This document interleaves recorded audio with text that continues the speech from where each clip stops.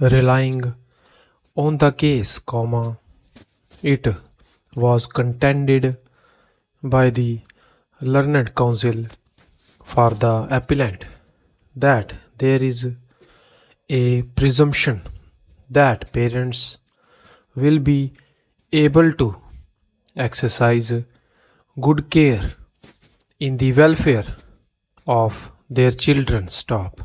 It was argued by the learned counsel on behalf of respondents that the impugned order warrants no interference. Before passing the impugned order, the learned judge had spent over 1 hour with the children to ascertain their preferences.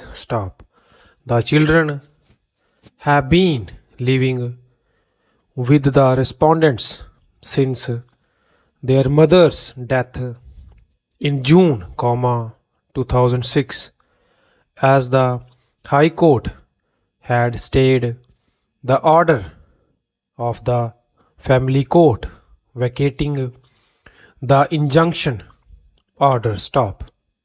While the respondents had been complying with the visitation rights granted to the appellant, the children were not happy with the treatment meted out to them during the time they spent with their father and stepmother. In contrast, respondent number 3, contrary to the apprehensions expressed by the appellant, has stated on record that she had no intention to marry and would devote her life towards the welfare of the children. Respondents further asserted that the cited cases are not applicable to the facts of this case.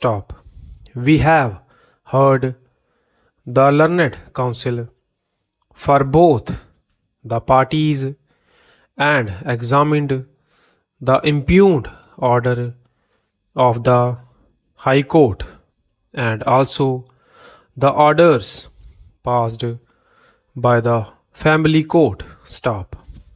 After considering the materials on record and the impugned order, we are of the view that at this stage the respondents should be given interim custody of the minor children till the disposal of the proceedings filed under sections 7, 9 and 17 of the Act.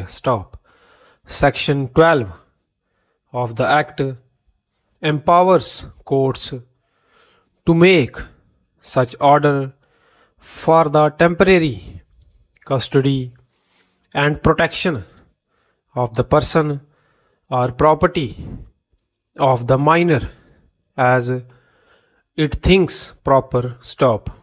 In matters of custody, as well settled by judicial precedents, welfare of the children is the sole and single yardstick by which the court shall assess the comparative merit of the parties contesting for custody.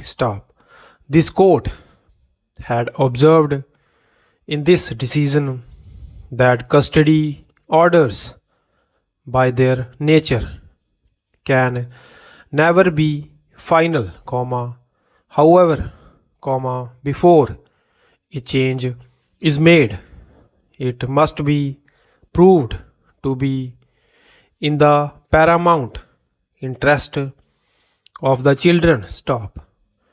In that decision, while granting interim custody to the father as against the maternal grandparents, this court held that the division bench appears to have lost sight of the factual position